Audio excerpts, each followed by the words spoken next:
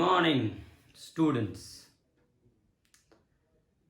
इधर कई दिनों से मैं काफ़ी व्यस्त था अपने ज़िंदगी से, कुछ काम वगैरह था, तो मैं लगातार 2-3 दिनों तक मैं आपको वीडियो नहीं दे सका। इसके लिए सॉरी।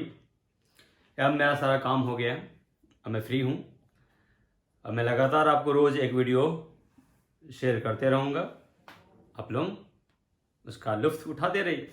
हाँ, तो हम लोग पढ़ रहे थे क्वेश्चन टैग्स।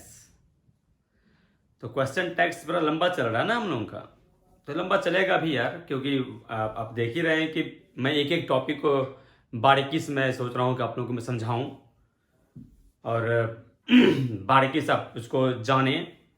सिर्फ पढ़े नहीं, सिर्फ पढ़ने के योग्य नहीं, सिर्फ सॉल्व करने के योग्य नहीं बनना है आपको, आपको समझाने के योग्य बनना है, किसी को टीचर बना देने के योग्य बनना है। समझ गए?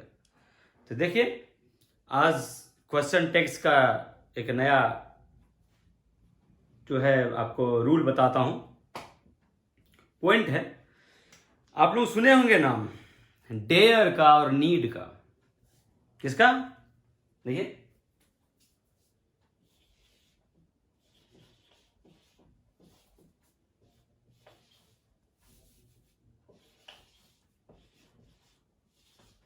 डेयर और नीड नाम तो सुना होगा आप लोगों ने, यूज भी पढ़ा होगा।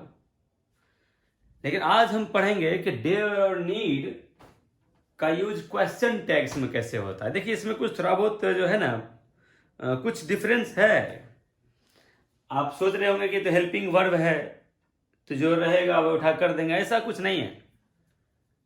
सिर्फ यही रूल नहीं है कि हाँ जो हेल्पिंग वर्ब है कर देंगे, जो हेल्पिंग वर्ब यहाँ है वही उठा के वहाँ देंगे, नॉट नहीं होगा नॉट देंगे। सिर्फ इतनी सी बात होती तो मैं आपको ये नया टॉपिक स्टार्ट नहीं करता, नया पॉइंट नहीं बनाता।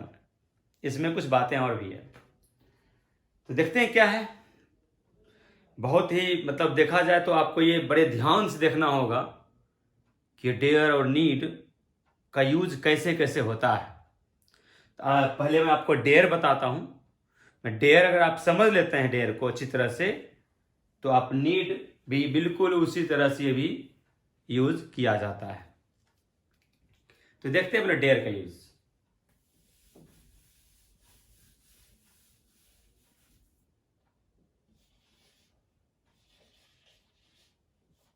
डेयर का मतलब क्या होता है? साहस या हिम्मत।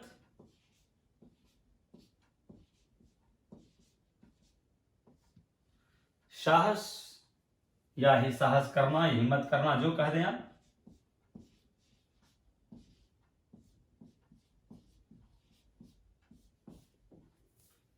ये होता है ना। आपको मैं बता दूं, डेयर आपका जो होता है, डेयर आपका मेन वर्ब भी होता है, जिसको प्रिंसिपल वर्ब भी कहते हैं। ये आपका मेन वर्ब भी है और ये आपका हेल्पिंग वर्ब, जिसको हम ऑक्सिलियरी वर्ब भी कहते हैं।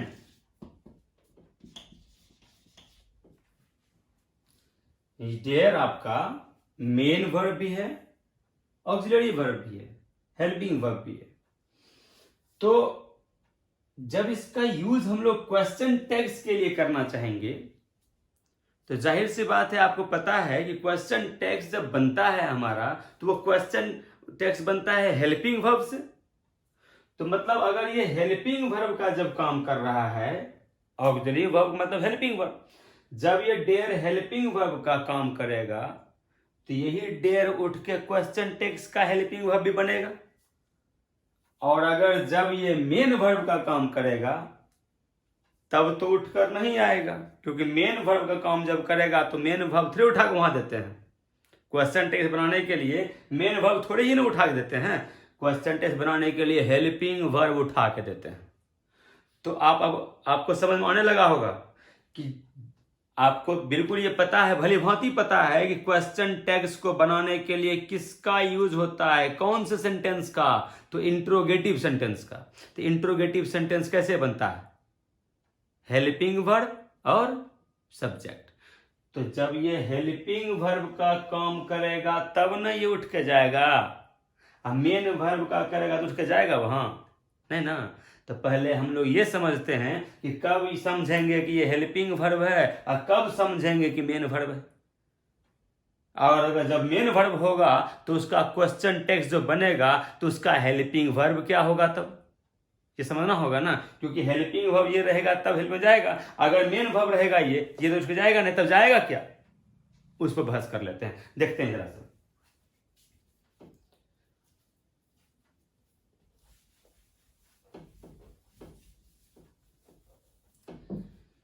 देखिए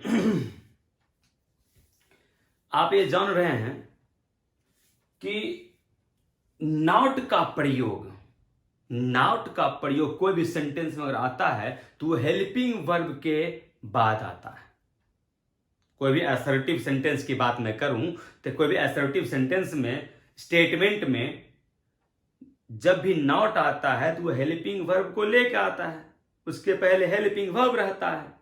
तो अगर ये आपको कहा जाए कि नॉट के पहले अगर डेयर है, नॉट के पहले अगर डेयर है तो डेयर क्या हो जाएगा, हेल्पिंग वर्ब नहीं हो जाएगा।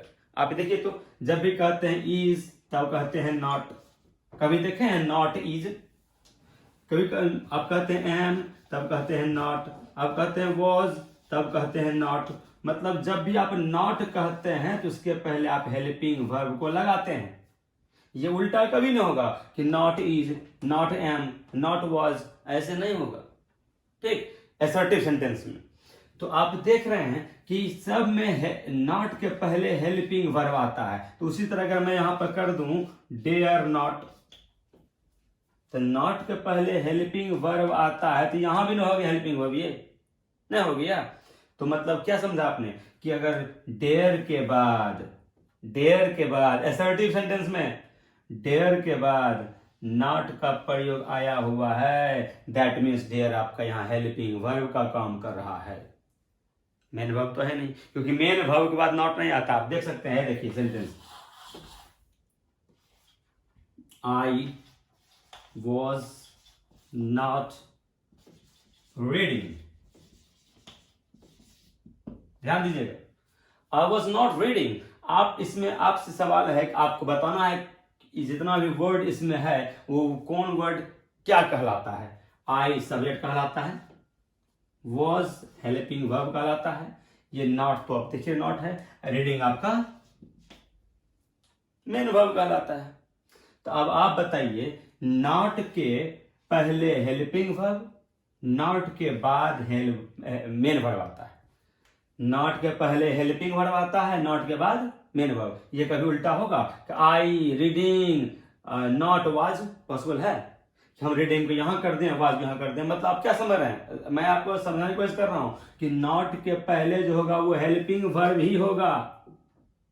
अगर मेन वर्ब का यूज करना होगा तो नॉट के बाद करेंगे, नॉट के बाद होगा मेन वर्ब। तो बताइए यहां पर नॉट के पहले आया है तो मेन वर्ब एक हेल्पिंग वर्ब है, जाहिर सी बात हेल्पिंग वर्ब है, क्योंकि नॉट के पहले कौन आता है, हेल्पिंग वर्ब। नॉट के पहले कौन आएगा, हेल्पिंग वर्ब। यहां जो आएगा नॉट के बाद वो क्या होगा, मेन वर्ब। नॉट के बाद क्या आता है, main verb.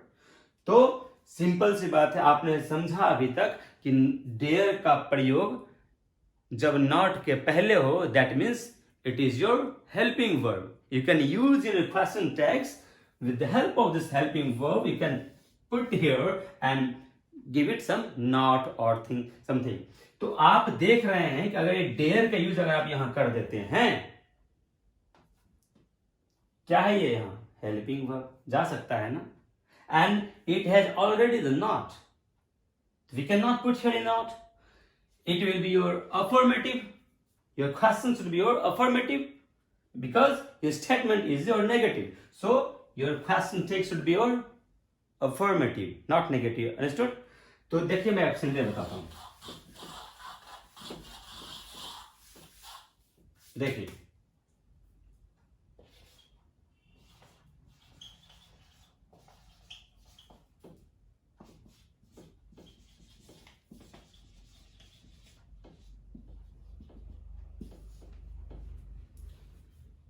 I dare not play here, I dare not play here. अब इसका बनाना है क्वेश्चन टैग्स। मैंने क्या कहा था, क्वेश्चन टैग्स कैसे बनता है, पहले क्या आता है, हेल्पिंग वर्ब। ढूंढिए, नॉट के पहले आएगा था हेल्पिंग होगा ना, वो नॉट के पहले क्या आया है, देयर। क्या है ये, it's your helping verb, it will come here, there. अब इसको देखिए, this sentence is your negative sentence और positive sentence. What kind of sentence this is? This is your negative sentence. तो हम लोगों का not उठ करके यहां आएगा या नहीं आएगा? It should be your affirmative or negative? Affirmative, because it has not. It has, this sentence has not. So we cannot make a present tense in negative. It will be your affirmative. तो ये not उठ के जाएगा नहीं। अब क्या जाएगा? Is that clear? क्योंकि यहां पर क्लियर है कि डेयर अब क्या है, not. It is clear that dare is a helping verb in this sentence. Why? Because it has come before not, because it has come before not. And you know that any word which comes before not, that means it's your helping verb. अब देखिए, आप कहेंगे अगर not नहीं रहता तब, अगर not यहां नहीं रहता तब यह हेल्पिंग वर्ब रहता कि नहीं रहता? नहीं रहता, तब हेल्पिंग वर्ब नहीं रहता। क्यों? क्योंकि ये आपका प्रेजेंट इंडेफिनिट सेंटेंस है। कौन सेंटेंस है? Present indefinite, V1। देयर क्या है, V1। और आपको पता है V1 और V5 कौन टेंस में? प्रेजेंट इंडेफिनिट में V1 आया है, मतलब ये किस में है, प्रेजेंट इंडेफिनिट में है। और प्रेजेंट इंडेफिनिट में अगर नॉट नहीं रहता है तो हेल्पिंग वर्ब भी नहीं रहता है। अगर नॉट नहीं रहता है तो हेल्पिंग वर्ब भी नहीं रहता है। देखिए के साथ स्ट्रक्चर, S प्लस V1 या V5 प्लस ऑब्जेक्ट या अदर वर्ड्स, जो भी कहते हैं। अब देखिए, नॉट नहीं है सेंटेंस में तो क्या हेल्पिंग वर्ब है? सब्जेक्ट है, मेन वर्ब है, ऑब्जेक्ट है, अदर वर्ड्स है। नॉट नहीं तो क्या हेल्पिंग वर्ब है? उसी तरह से अगर नॉट नहीं रहेगा तो हेल्पिंग वर्ब नहीं रहेगा, नॉट नहीं रहेगा तो हेल्पिंग वर्ब नहीं रहेगा। समझ में आया? तो नॉट अगर है डेयर के पहले तो वो डेयर का हेल्पिंग वर्ब होगा। कोई दिक्कत है? एक और सेंटेंस देखा जाए, ध्यान देखिएगा।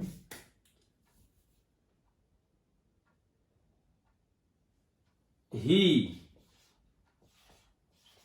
dares to come.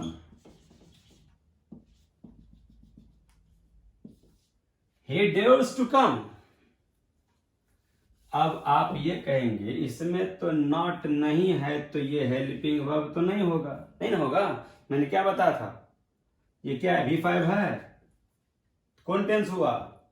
Present indefinite हुआ। V1 हो या V5 हो, कौन टेंस होगा? प्रेजेंट इंडेफिनिट हुआ। अब प्रेजेंट इंडेफिनिट ये हुआ तो आपको तो पता है कि नॉट नहीं रहता है तो हेल्पिंग वर्ब नहीं आता। असर्टिव सेंटेंस में अगर नॉट नहीं है हेल्पिंग वर्ब भी नहीं आएगा। तो यहां पर नॉट नहीं, हेल्पिंग नहीं है, मतलब ये कौन सा हुआ, मेन वर्ब हुआ।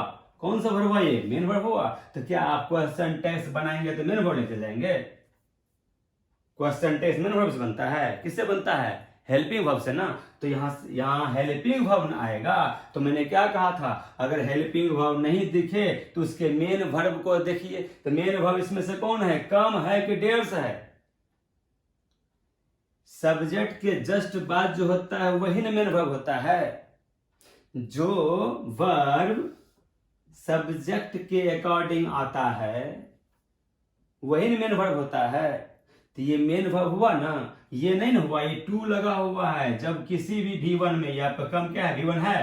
ध्यान समझिएगा, मैं आपको थोड़ा बारीकी समझाने जा रहा हूं। अब मैं आपको थोड़ा बारीकी समझाता हूं, सुनिए। कम आपका V1 है तो V1 के पहले अगर टू लगा हुआ हो V1 के पहले अगर टू लगा हुआ हो तो इसको वर्ब नहीं कहते हैं, इसको नाउन कहते हैं। To go, to read, to play, to dance, to laugh, to write, whatever. If you use, अगर आप यूज करते हैं टू का बिफोर एनी V1, किसी भी V1 के पहले आप टू का यूज करते हैं तो वो आपका V1 अब नहीं रहा, अब वो वर्ब नहीं रहा, अब वो क्या बन गया, नाउन बन गया।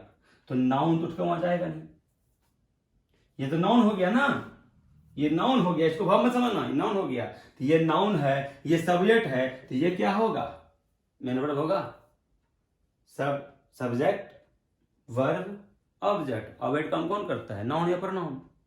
ये नाउन हुआ तो हुआ ना, तो ये ऑब्जेक्ट हो गया, ये सब्जेक्ट हो गया, ये क्या होगा, मेन वर्ब होगा। अब ये मेन वर्ब है तो उठ के यहां जाएगा नहीं, तो अब आखिर क्या जाएगा। तो मैंने क्या कहा, अगर मेन वर्ब, अगर हेल्पिंग वर्ब नहीं हो तो मेन वर्ब को देखो किस फॉर्म में है, तो V5 में है, तो V5 का हेल्पिंग वर्ब क्या होता है, डज होता है। तो यहां पर क्या आ जाएगा, डज आ जाएगा।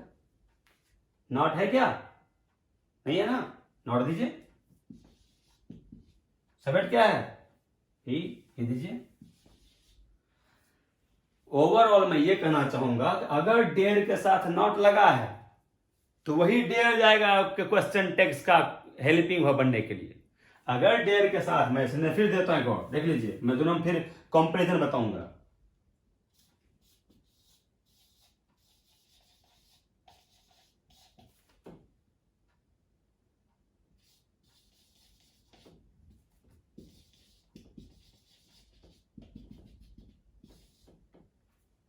Please have a look this sentence.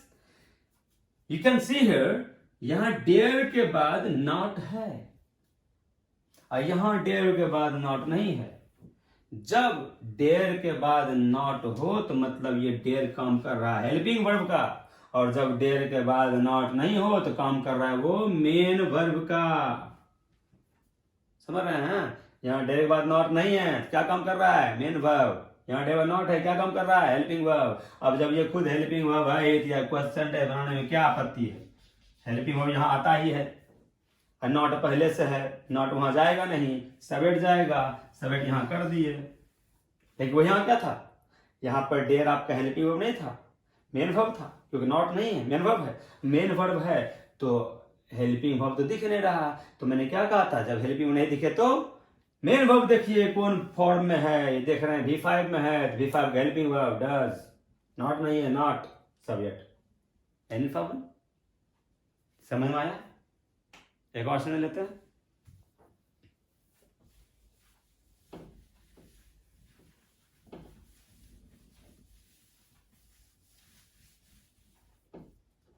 एक चीज मैं पहले बता दूं, जब इस डेयर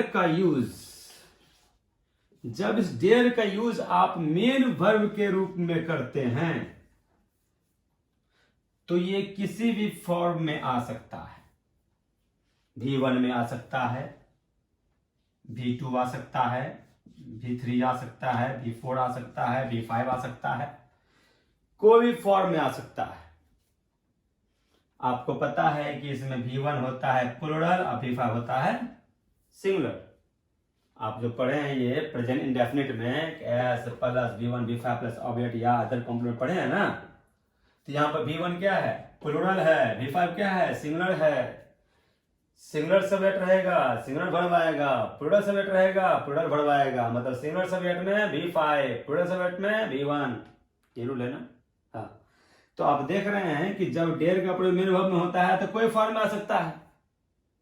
ठीक, अगर हम इसमें मतलब कि इसको स्पेशल बनाया जाए, अगर सिर्फ V1 V5 लिया जाए, ऐसे सब फॉर्म में आ सकता है। अगर हम दो ही फॉर्म इसका तो कर लेते हैं, V1 और V5। V1 मतलब हो गया प्लूरल,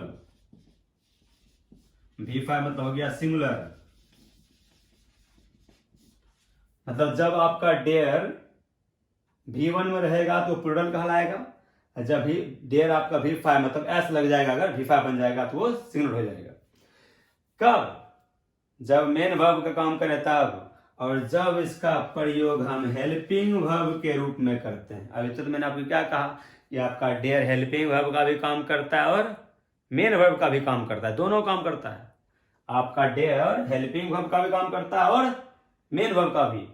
तो जब आपका डेयर हेल्पिंग वर्ब के रूप में अगर आता है, अगर आपका डेयर हेल्पिंग वर्ब के रूप में अगर आ गया तो वो हमेशा आपका प्लूरल ही होता है, तब सिंगुलर नहीं होता है। देखें V1 से लिखें, V1 कैसा होता है? प्लूरल। जब हेल्पिंग वर्ब के रूप में इसका यूज करेंगे तो हमेशा प्लूरल होता है, और जब इसको मेन वर्ब रूप में यूज करेंगे तो दोनों होता है, सबेट अकॉर्डिंग। जैसे आप मान लीजिए कि आप अगर यहां कह रहे हैं, कहां लिखूं, यहां लिखता हूं मैं। अगर आप कह रहे हैं ही आपका कैसा होता है? ही आपका जो है सिंगुलर होता है, सिंगुलर होता है। डियर्स V5 आया, V5 कैसा होता है? सिंगुलर। मेन वर्ब है ना, भी मेन वर्ब है ना। He dares to come, he dares to come. यहां पर ये सब्जेक्ट आपका सिंगुलर था तो वर्ब आपका सिंगुलर आया, क्योंकि V5 सिंगुलर होता है।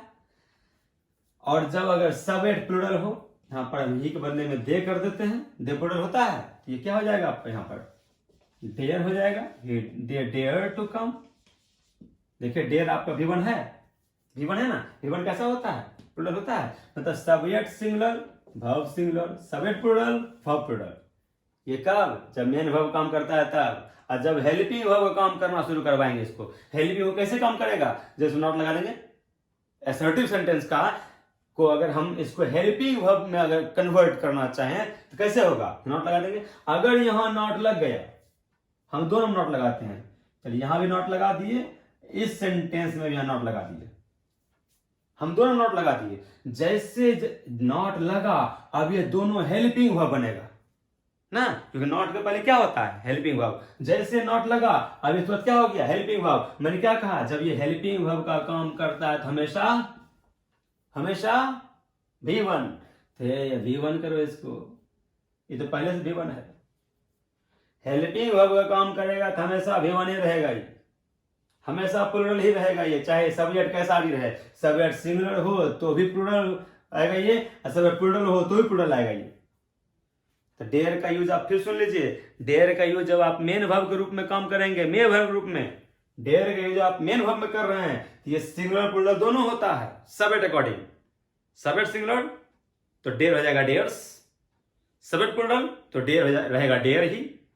लेकिन जब हेल्पिंग वर्ब के रूप में काम करेंगे तो सब्जेक्ट सिंगुलर हो कि प्लूरल हो, डेयर ही आएगा, मतलब प्लूरल ही रहेगा।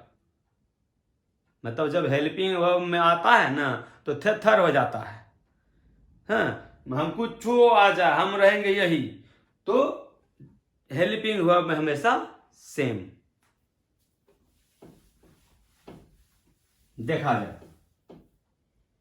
आप देखते होंगे बाकी को, डू डज देखिए, ही रहेगा तो यहां पर डू बन जाएगा डज नॉट, वो यहां पर दे रहेगा तो डू का डू रहेगा डू नॉट। तो आप क्या देख रहे हैं कि हेल्पिंग वर्ब है ये, क्योंकि नॉट के पहले आज हेल्पिंग वर्ब ना होगा, हेल्पिंग वर्ब ये है ना। तो सब्जेक्ट सिंगुलर है तो ये भी सिंगुलर बन गया, यहां प्लूरल है तो ये प्लूरल बन गया। लेकिन ये डेयर के साथ अप्लाई नहीं होता है। डेयर अगर यूज करना चाहेंगे ना, अभी देखिए ही के साथ डू का की है तो डू बन गया डज, यहां डू रह गया, ये डज V5 हो गया, ये V1 हो गया, यहां सिंगुलर हो गया, यहां प्लूरल हो गया, लेकिन डेयर दोनों में सेम रहेगा। डेयर का यूज करना होगा अगर इसमें तो ही, यहां ही के साथ भी डेयर नॉट और दे के साथ भी डेयर नॉट, दोनों में डेयर नॉट। देखिए अंतर है, जबकि सब्जेक्ट अंतर है, देखिए यहां पर अंतर सब्जेक्ट है तो यहां पर अंतर ये भी हो गया, ये भी डिफरेंट हो गया। लेकिन यहां देखिए ही रहे सब्जेक्ट में कि दे रहे, दोनों में सेम आया। तो हेल्पिंग वर्ब का जब काम करता है डेयर तो हमेशा प्लूरल ही होता है, मतलब V1 में ही आता है। क्लियर है? तो अब इसका क्वेश्चन टेस्ट आप लोगों से बन जाएगा ना। अब आप पहचान लिए होंगे ना कि देयर कब हेल्पिंग वर्ब कब मेन वर्ब। तो सिंपल सा ट्रिक है, अगर असर्टिव सेंटेंस में अगर नॉट आया हुआ है उसके पहले तो हेल्पिंग वर्ब है, नॉट नहीं आया हुआ तो मेन वर्ब है। ठीक, एक और पहचान बताता हूं मैं आपको।